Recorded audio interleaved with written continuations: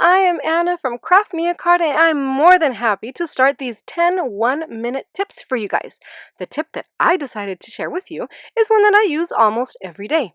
I like to create cards that have a lot of volume and dimension, and that have embellishments that like to stand out. Some of these 3D effects may lay flat once inside the envelope, but when I am trying to put these cards inside their envelopes, it may be a little tricky and sometimes frustrating, only because as I'm trying to slide my card into its envelope, these embellishments tend to get caught up on the envelope. They fold and I have to go in with my finger and push them in, and others get stuck and then they get bent and they can get damaged. So one easy solution for this is to simply grab a piece of paper the same size as your card front, make sure everything is in place exactly where you want it to be, place this piece of paper in front of your card, grab your envelope and slide your card in nice and easy.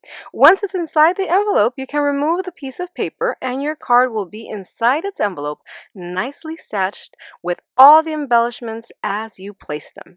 I hope you find this tip helpful, and now I am going to go ahead and hand it over to Amanda, who has another helpful, quick 1-minute tip for you guys. Alrighty, take it away, Amanda. Thanks, Anna. Awesome tip. I love it, girl. All right. My tip for you today is how to cut your paper straight almost every time. All paper trimmers are going to have a ledge at the top and at the bottom. That's your guide. Use that to your advantage.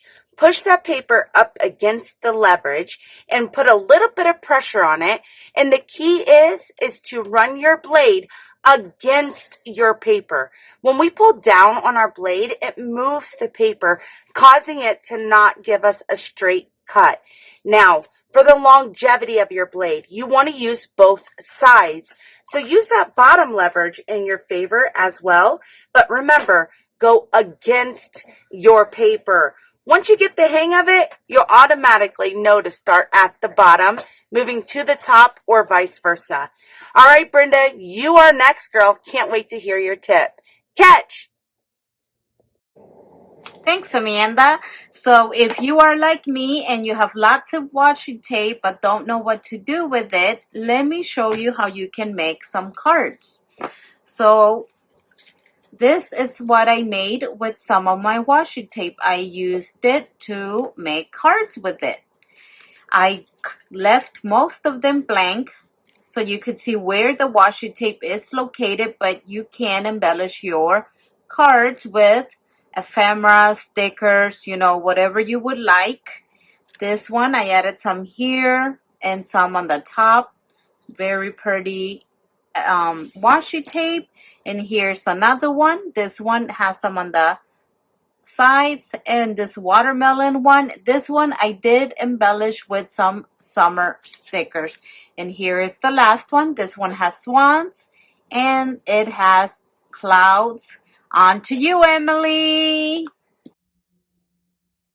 Thank you, Brenda. Today, my tip is how I pre-stamp all my Julie Nuttings or any other stamps that I have that I constantly use. I stamp them ahead of time and I file them away in this 12 by 9 folder, and I went ahead and added some tabs here. As you can see, I have Amberly. I'll file her away. Willow, I will file her away. And as you can see as well, I have used her.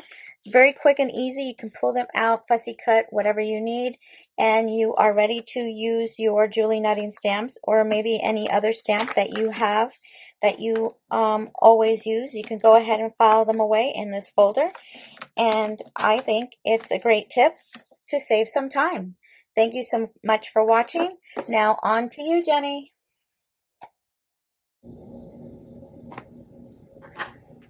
Great tip, Emily.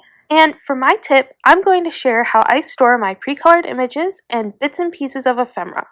So all I do is insert some pocket page protectors, which you can find at Staples or Hobby Lobby or Michael's, into an old binder, and then organize all of my fussy cut images, either by stamp set, theme, holiday, or miscellaneous like these two here. And if I don't have time to fussy cut, I'll also trim the images down so they still fit in a pocket so that I can see what I have, and it makes everything a little more accessible, easier to see, and keeps things from getting lost. So here's just an empty pocket, and I'm just going to pop in some images that I recently cut out, and it's as easy as that. And next up is Laurie, so once I get these just popped in there, we'll see what she has for us. Here you go. Catch! Thanks so much, Jenny. So my tip is all about how I store embellishments. Usually embellishments come on a sticker sheet like this or in a package, and I'll keep what I'm currently working on in a desktop organizer, but once it's time to move on to the new stuff, I've got to clear out the old, and I like to keep things uniform and organized by storing embellishments in plastic name tag holders. I found these at Walmart in the office section. They fit most sizes of embellishments, so like these came from a 12 by 12 sticker sheet. I used a lot of them, but then the leftovers I just cut individually, and I'm going to place them right in here so it keeps the whole collection together. Then they have a clip on here so I can clip them to a rotating shoe tree, which I also got at Walmart, and that just keeps all my embellishments in one place. They're easy to see and they're easy to grab. That's my tip. All right, now on to Michelle. Thanks, Laurie. What a wonderful tip. My tip for you today is how I store all of my extra die cuts and sentiments. I went and got a small toolbox that you would normally keep nails and screws in. In it, it has small sections, and in these sections is where I keep all of my die cuts and sentiments. And they're all organized according to theme. So for example, I have flowers, I have some little monsters, I have my critters, and then I also have all of my sentiments organized according to happy birthday, just because, thank you, you're amazing, etc. So the next time that you sit down to get crafty, stamp out some extra critters, make a few extras, and keep them organized in a box like this, or even set aside an hour one day to make some. Keeping them organized this way, I can guarantee will make it quick and easy to find exactly what you need the next time. I hope that you found my tip helpful, and now it's on to you, Nina. I can't wait to see what you have in store for us. Thanks. Bye. Thanks, Michelle. Nice toss. Okay, guys, for my tip today, I'm going to show you how I keep all my journal pages flat like this.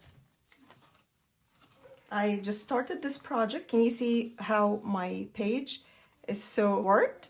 So what I actually do, I spray the back of the paper generously with water, and then this is a piece of acetate, a sheet of acetate, and I just place it in front of it before I close because I don't want to transfer my colors on the other page. I put another piece of acetate at the back, since the back also has colors, and then I close my journal and put a couple books on top of it that are very heavy, and I leave it overnight. I'm going to show it to you in the morning how flat it's going to be. Okay guys, it's next morning. Let's see how our art journal page is doing. Okay, very flat. So you can guys do this as you're adding more layers, or you can even do it in the ones that you previously finished. So to the next step, on to you, Yvette. Thank you, Nina, for another awesome tip.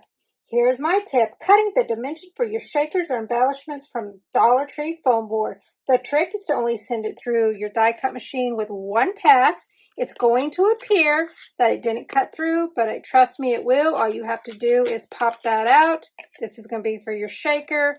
Adhere your top, put some glue.